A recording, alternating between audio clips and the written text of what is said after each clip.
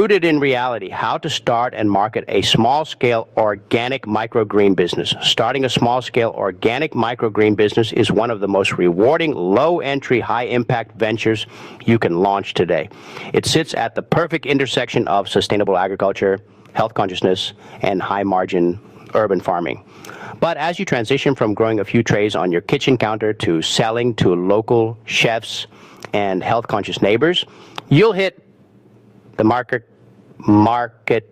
wall. How do you tell people your greens are worth the premium? How do you stand out in a sea of wellness influencers? In this guide, we're going to dive deep into the mechanics of starting your farm, and more importantly, how to master the art of marketing an organic brand. We'll explore the tension between authenticity and hype, and why being real is your greatest competitive advantage. Part 1, the foundation of your microgreen farm. Before we talk about branding, you need a product that lives up to the promise. Microgreens are young vegetable greens that are approximately 1 to 3 inches tall. They have an intense aromatic flavor and concentrated nutrient content. Because they grow so fast, 721 days, they offer a unique cash flow advantage for a small business. Choosing your niche in seeds, you can't be everything to everyone. To start, focus on high demand, easy to grow varieties. Sunflower, crunchy, nutty, and a fan favorite for salads. Pea shoots, sweet, hearty, and great for stir fries. Radish, spicy, colorful, and fast growing, often ready in 7 days. Broccoli, the health powerhouse, packed with sulforaphane. The equipment set up to keep things organic and scalable. You don't need a massive greenhouse. A spare room, garage, or even a basement will do. You'll need vertical shelving, maximizes your footprint, LED shop lights, full spectrum lights, simulate the sun without the heat. BPA free trays, standard 1020 trays with and without holes are the industry standard. Organic growing, medium, coconut coir, or organic potting soil.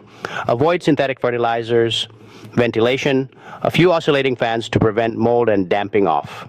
Part 2, marketing an organic brand. Authenticity versus hype. This is where many new growers stumble.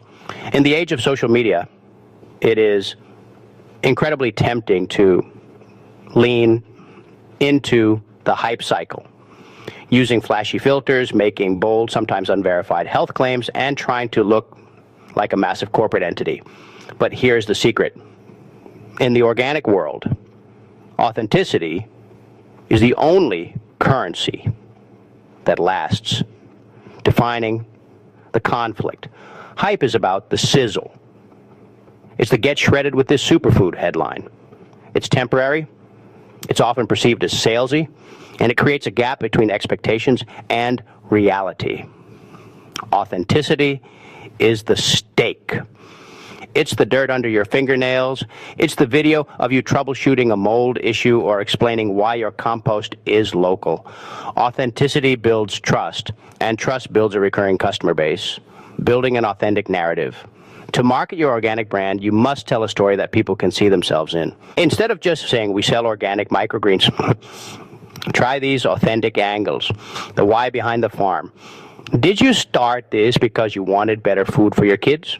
Because you wanted to reduce food miles? Share that. Transparency as a feature. Show your growing process. If you use expensive organic seeds because they're better for the environment, tell your customers. They aren't just buying greens, they're buying into your values. The local hero effects. Hype focuses on being the best in the world. Authenticity focuses on being the best for this neighborhood. Part 3, operational excellence and SEO. To get found online, your digital presence needs to be as healthy as your plants. Whether you're selling through a Shopify store, at a farmer's market, or via subscription green box, your SEO, search engine optimization strategy, should target local intent. Keywords that count. When people search for microgreens, they aren't just looking for the plant. They are looking for a solution. Use keywords like fresh organic microgreens near me, Microgreen subscription, your city. Healthy salad toppers, chefs, garnish suppliers in your region. Content marketing for organic growth. Write blog posts or social media captions that answer common questions. This isn't hype, it's service. And it's how to keep your microgreens fresh for 2 weeks. 3 easy recipes using radish microgreens. The difference between organic and hydroponic microgreens. Part 4, navigating the organic label. A quick word of caution. Organic is a protected term in many regions, like the USDA organic seal in the U.S. If you aren't officially certified, which can be expensive for a small startup, be careful with your wording. Authentic alternative. Instead of claiming certified organic, you can say grown using 100% organic methods, non-GMO seeds, or no synthetic pesticides or fertilizers used. This is honest, transparent, and avoids legal headaches while still appealing to the health-conscious buyer. Part 5, customer relationships and retention. The hype approach is about the one-time sale. The authentic approach is about the lifetime customer. For a small-scale farm, a subscription model is your best friend. It provides predictable income and allows you to plan your plantings accurately. The feedback loop. Ask your customers what they want. If they find the kale microgreens too bitter, don't ignore it. Pivot. Maybe they want a mild mix or a zesty mix. By involving them in the process, you aren't just a vendor. You're their farmer. This level of connection is something a grocery store can never replicate. The path forward. Starting a microgreen business isn't just about sowing seeds. It's about sowing trust.